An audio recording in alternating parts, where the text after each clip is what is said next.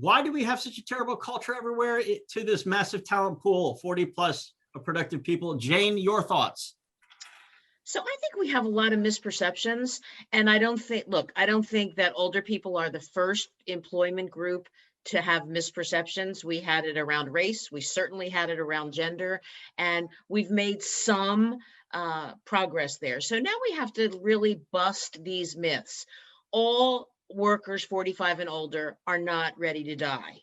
They're not sick. They're not going to be expensive to add to your benefits There package. you go. You know, they're not digital dinosaurs. Some 45, 55, 65-year-olds are really better with technology, understanding the difference between software and firmware and hardware than many 18-year-olds who just know how to do it. You know, they don't understand how it works. So I really, not because Daphne's on the call, but I really have to applaud the work that AARP is doing to dispel these myths, and the National Council on Aging. I think we have to call it out.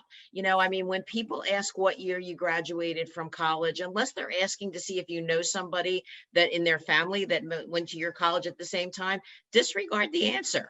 You know, I mean, just don't disregard the question. I think we really have to get a little bit more assertive about why are you asking that? And I think that once we call people out on it, they'll get nervous. And again, I have to applaud Johnny Taylor at SHRM, because he's taken on not only racism at, you know, the speed of light, but also ageism. So I think there's a lot of good people, smart leaders and organizations working on this right now. Fantastic. And since you had just mentioned Daphne and the work at AARP, Daphne, your thoughts? Yes, absolutely. This is a lot of work that AARP is putting right now into the ageism, really to dispel the myths about, you know, our older adults, older workers, and just the stereotypes. It's really to bust those myths, and it's very powerful. So we actually had some very powerful PSAs out about this. But some stats I'll throw out again is that more than half of workers over age 50 lose long-time jobs before they're even ready to retire.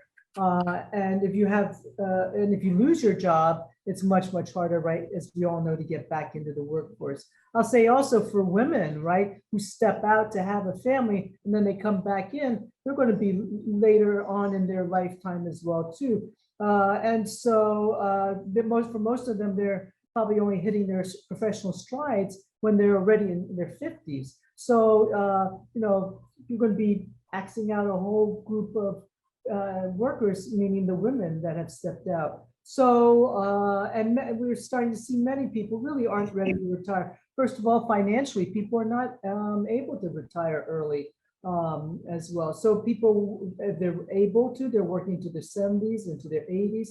And as we know, with age and maturity and experience and wisdom, they have tremendous social skills, management skills, and all of those are still very much needed in the workforce as well too. Absolutely.